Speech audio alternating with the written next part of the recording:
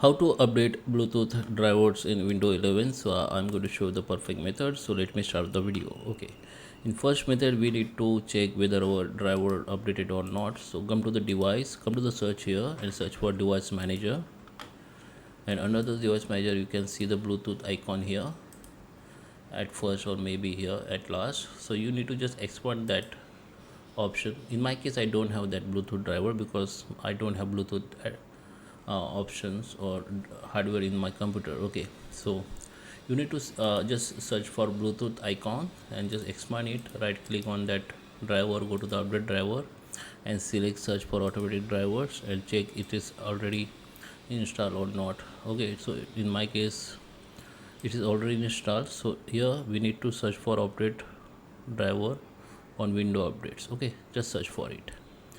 Once you search, it will be come here, and now we need to go in option, advanced options.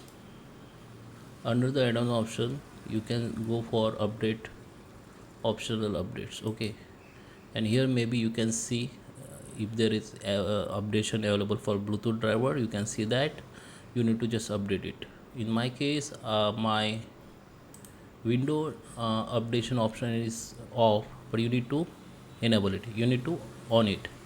Once if it is disabled on your site, you need to on it and wait for few seconds, and then you can come here, come to the advanced options and go to the optional updates and find if there any updation for your Bluetooth driver. So if there is a in there any link to update, you can update it. Okay, and your that in your device manager, come back here and select every driver and just right click on it and go to the update drivers.